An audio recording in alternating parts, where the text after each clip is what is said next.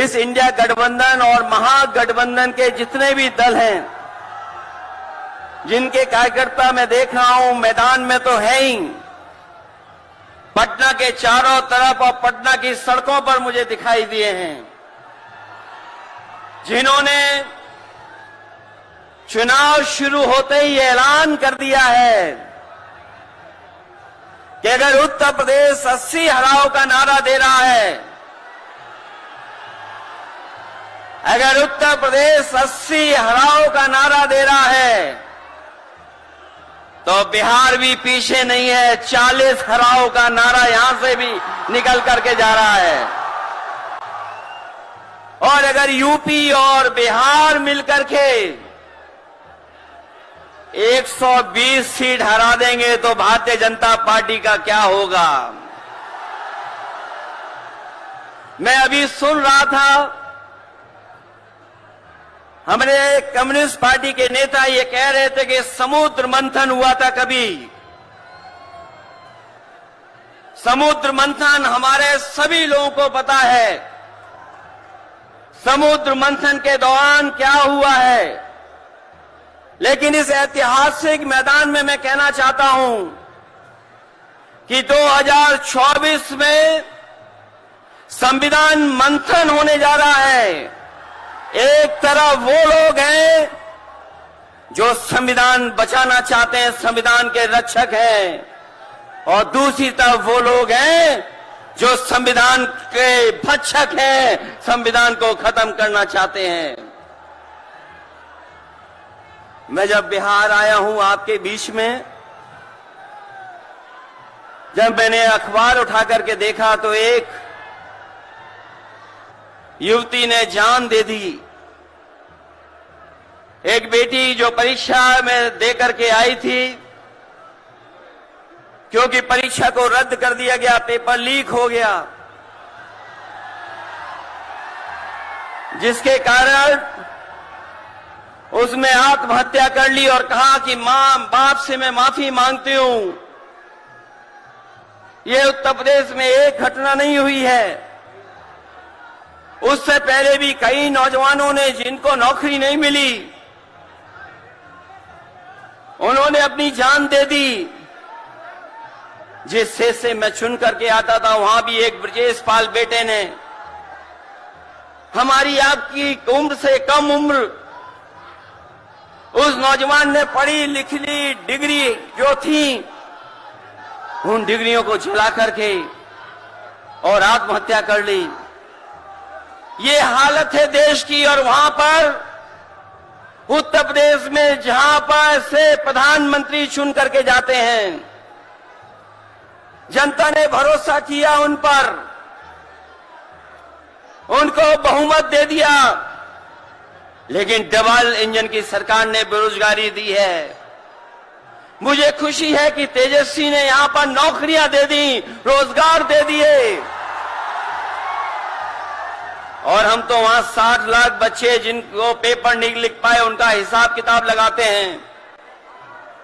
उनका अगर हम बड़ा परिवार न माने, केवल 3 सदस्य परिवार के माने, बेटा और मां बाप, तो 60 का गुणा 3, 1 करोड़ 80 लाख वोट, और 1 करोड़ 80 लाख लोगों को अगर हमने भाग दे दिया 80 लोकसभा से, तो केवल उत्तर प्रदेश में 2,25,000 हर लोकसभा में वोट कम हो गया है। लेकिन तेजस्वी ने बिहार में पलट करके दूसरा काम किया। अभी 3 लाख नौकरी दी, हिसाब लगा लो कितने परिवारों का जीवन बदला। और सोचो 10 लाख नौकरी मिल जाती तो कितना परिवारों का भविष्य बदल जाता। इसलिए जो लोग कहते हैं कि परिवार वाले हम लोग हैं,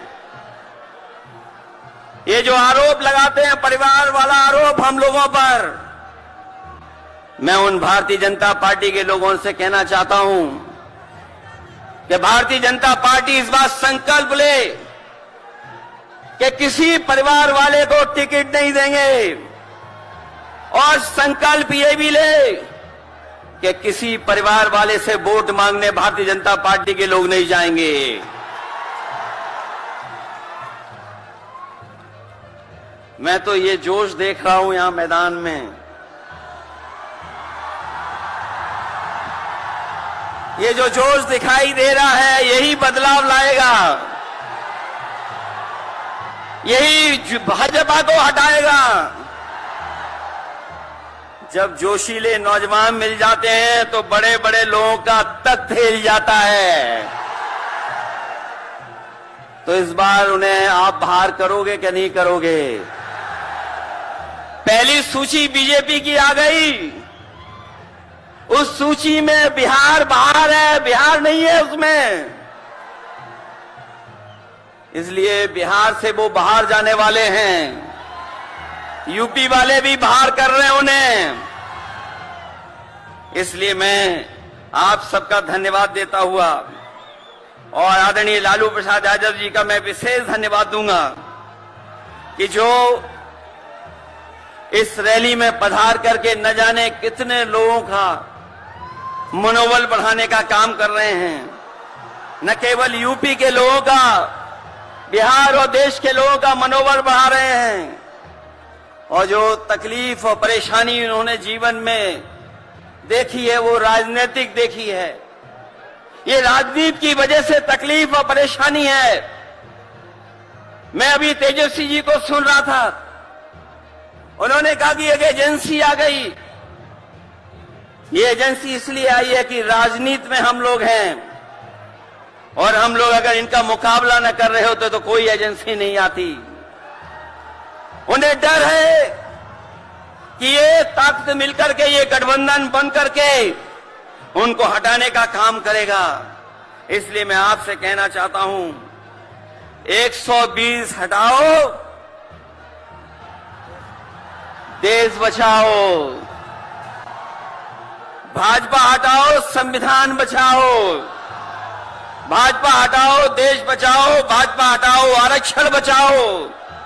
भाजपा हटाओ, नौकरी पाओ। भाजपा हटाओ, संकट मिटाओ। मैं इन्हीं शब्दों के साथ मैं सभी लोगों का बहुत बहुत धन्यवाद और आभार प्रकट करना चाहता हूं, इस उम्मीद और इस भरोसे के साथ कि जब कभी हम लोग अगली बार मिलेंगे तो ये डबल इंजन की सरकार बाहर होगी, यूपी से लेकर के बिहार तक भारतीय जनता पार्टी बाहर होगी। बहुत बहुत धन्यवाद आपका।